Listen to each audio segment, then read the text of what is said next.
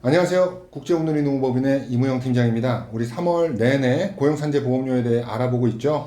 물론 조금 늦은 감은 있죠. 3월 초에 했으면 너무나도 좋았을 텐데 조금 늦어서 죄송스럽긴 하지만 그래도 3월 말까지 보험료를 납부해야 되는 여러분 입장으로서 제 강의를 보고 조금이라도 도움이 되고 확인하셨으면 하는 바람에서 제가 이렇게 자료를 준비했으니까 여러분들 보시고 조금이나마 도움이 되셨으면 하는 바람을 가져보면서 오늘 강의 시작하도록 하겠습니다. 우리가 저번 시간에는 1번 납부 의무 현장의 구분까지 한번 알아보신 거예요. 그리고 고용산재보험료란 무엇인가에 대한 개념도 같이 알아봤죠. 그러면 이번 시간부터는 본격적으로 우리 자료를 보고 어떤 공사들을 보험료 납부 의무가 있고 어떤 노무비가 있어야 되는지 정확하게 한번 자료를 보고 같이 살펴보는 시간을 갖도록 하겠습니다. 자, 여러분들이 준비하셔야 될 자료는 이번에 여러분들 매출장을 준비하시면 되고, 또 다른 이름으로는 우리 건설회사니까 공사수익금 계정별 원장을 준비하시면 되는데, 그냥 준비하시면 안 되고 엑셀로 다운받으셔야 훨씬 쉽게 작업할 수 있다는 거 미리 말씀을 드리고요. 여기서 또 하나, 이 부분에 대해서 굉장히 중요하게 보실 업체들은 물론 전문건설입니다. 여기서 말하는 전문건설은 원도급도 있을 수 있고 하도급도 있을 수 있고 하도급 중에 고용승인도 있을 수 있는 업체들이 굉장히 주요하게 들으셔야 될 업체들이고요. 만약에 우리가 종합건설사, 일반건설사로서 우리는 100% 원도급 공사만 한다, 또는 단종 중에서도 우리는 인테리어 공사고 우리가 하는 거의 대부분의 100%의 공사는 매장 공사만 한다라고 하시는 분들은 굳이 우리 그 매출장이나 공사수익금 계정별 원장을 보고 원하도급을 구분할 필요가 없는 거죠. 100% 원도급이다 라고 생각하시고 요번 강의는 패스하셔도 좋습니다. 자, 그러면 전문건설을 위한 매출장을 혹은 공사수익금 계정별 원장을 보고 구분하는 보험료 납부 의무 현장의 구분법에 대해서 말씀드릴게요. 자, 여러분들은 이제 공사수익금 계정별 원장을 준비하시면 되겠고요. 저처럼 엑셀로 준비하시고, 여기서 엑셀로 받으셨는데 제가 여러분들께는 이해하기 쉬우시라고 보시면 알겠지만 제가 임의의 현장들, 임의의 거래처들을 좀 작성해 놨습니다. 개인정보는 소중하니까요. 보시게 되면 저는 거래처명들을 이런 식으로 작성을 해 놨는데, 물론 우리가 납부 의무 현장을 구분할 때는 현장별로 섞어야 되는 거 아닌가요? 라고 질문해 주시는 분들도 많은데, 저는 거래처 기준으로 정렬을 하세요 라고 말씀을 드립니다. 그 이유는 왜 그러냐면, 자, 한번 생각해 보세요. 우리 건설업체인데 우리한테 도급을 주는, 하도급을 주는 건설업체가 고용 승인을 주기 시작하면 그 건설회사는 계속 고용 승인을 주죠. 그리고 어떠한 승인을 주지도 않는 건설회사는 계속 어떠한 승인도 주지 않기 때문에 굳이 현장별로 구분하실 필요 없이 거래처별로 구분하시는 게 외려 조금 더 간편하고 쉬운 방법일 수 있다라는 걸 말씀을 드립니다. 그래서 여러분들은 거래처의 기준으로 여러분들 정렬이란 걸 한번 해보시면 이렇게 이름 순으로 정렬이 되겠죠. 그래서 중간에 저는 조금 여러분들이 이해하기 쉽게 좀 한 칸씩 비워놨어요. 자, 그래서 A아파트 입주자회라는 데서 우리가 공사를 도급받았습니다. 이건 어떤 공사에 해당되죠? 원도급 공사가 되겠죠, 당연히. 그리고 공무종합건설이라는 데서 우리가 도급을 받았습니다. 공무종합건설은 어떻게 될까요? 미승인 하도급입니다. 여기에 대해서 또 고용승인건설에 대해서 우리가 도급을 받았는데, 이 건설회사는 우리한테 고용승인 하도급을 주는 거죠. 이 현장은 우리가 고용보험을 납부해야 되는 하도급입니다. 여기서 하도급 공사 중에 어떤 회사가 고용승인이고 어떤 회사가 미승인 하도급이고 이걸 정확히 어떻게 구분해내죠? 라고 질문하시는 분들은 이 바로 전 시간에 제가 올려놨던 동영상을 한번 참고하시면 굉장히 자세하게 제가 설명해 놨으니까 참고해 보시기 바랍니다. 자, 그러면 여기서 한 번 더 알아야 될 게 있어요.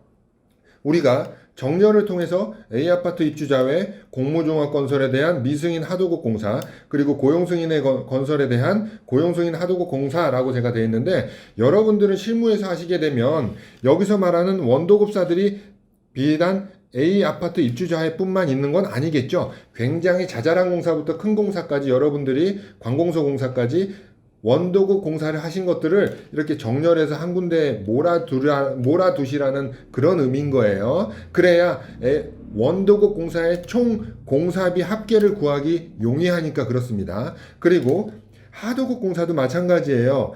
저는 공무종합건설이라는 한 거래처만을 표현해 놨지만 여러분들께서는 우리 거래처 중에서 우리한테 사업주 승인을 주지 않은 하도급 회사들을 여러분들은 알 수 있으니까 그거를 한 군데로 몰아놓으시라는 겁니다. 고용승인도 마찬가지고요. 자, 그러면 여기서 우리가 이 내용을 보시고 원도급에 대한 매출액, 그리고 하도급에 대한 매출액, 보험료 납부 의무가 없는, 그리고 고용보험을 납부해야 되는 고용승인공사의 매출액을 각각 구하실 수 있겠죠. 그리고 우리가 전체 매출액에서 각각이 차지하는 비율을 구할 수 있습니다. 어떻게 해요? 우리가 이게 1년 공사다라고 가정을 했을 때 전체 우리의 매출은 10억이 됩니다. 10억을 100%로 놓고 보면 그 중에 고용산재 매출액의 합계가 2억이 되는 거죠. 10억에 2억이 차지하는 포지션은 20%입니다. 간단하죠? 그리고 보험료 납부 의무가 없는 현장의 매출액은 3억이네요. 3억은 100%에서 이 3억이 차지하는 포지션은 30%고요. 그리고 또 하나 고용 승인 현장, 고용보험을 우리가 납부해야 되는 현장의 매출액 합계는 여기서 보시는 바와 같이 5억입니다. 이 5억을 비율로 나타내면 50%가 되겠습니다. 자, 그러면 여러분들께 하나 질문을 드릴 게 있어요. 우리가 아까 제가 앞전 시간에 쭉 말씀드렸던 거에 대한 복습이라고 생각하시면 됩니다. 원도급이 있습니다. 원도급은 보험료를 어떤 거 내죠? 고용산재 둘 중에 2개 다 내죠.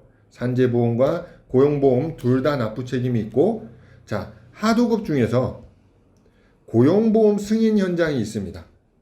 이거는 뭐만 내죠? 고용보험만 내겠죠. 다시. 자, 그러면 우리 회사에, 우리 법인에 일괄에 산재와 고용보험이 있습니다. 각각 납부 비율을 제가 정하고 싶어요. 매출액 기준한 납부 비율. 여기서 보시면 이걸 기준으로 했을 때 우리가 한번 같이 구해보자고요.